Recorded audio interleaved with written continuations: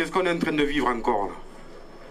Les mêmes qui ferment nos usines, qui nous font travailler dans des conditions pourries, qui nous expliquent que quand vous vous levez le matin les uns et les autres, pour créer les richesses qui leur permettent de mener le train de vie qu'ils mènent, en réalité vous leur coûtez de l'argent.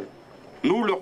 Là, il rappelle, mais c'est du marxisme, il rappelle l'inversion des valeurs, c'est-à-dire que les mecs qui disent oui, on vous emploie, limite les gars, ils disent qu'ils sont gentils, qu'on leur coûte de l'argent, alors que c'est nous qui leur rapportons en travaillant quand même. Tonnes de l'argent. Ils arrivent à expliquer que les chômeurs, les précaires, ce sont des parasites et des profiteurs.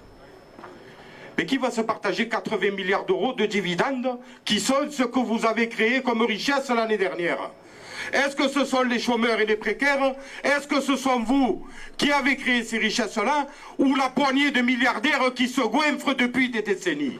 Ce sont ceux-là, camarades, qui vont se gaver. Ce sont ceux-là.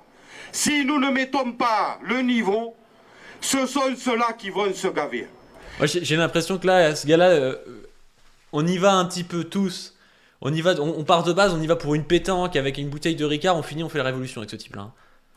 Et le moment dans lequel nous sommes doit nous permettre non seulement de leur imposer une défaite sur la question des retraites, mais y compris de poser en grand partout la question d'une autre répartition des richesses, tournée vers la satisfaction des besoins et vers la réponse aux besoins des travailleurs, de leurs familles et des populations.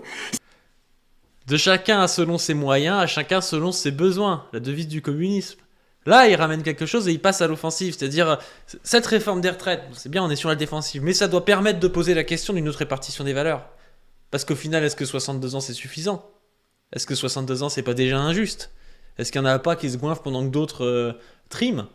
C'est intéressant. C'est le moment dans lequel nous sommes.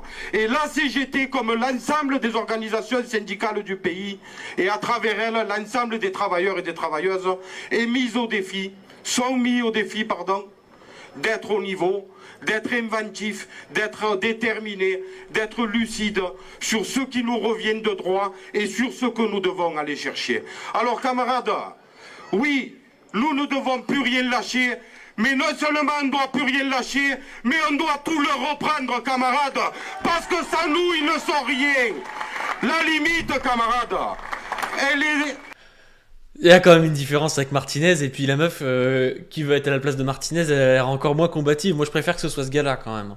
Parce que même si, je sais pas si ses actes suivent ce qu'ils disent, quand on a un discours comme ça, déjà, on harangue les gens, et...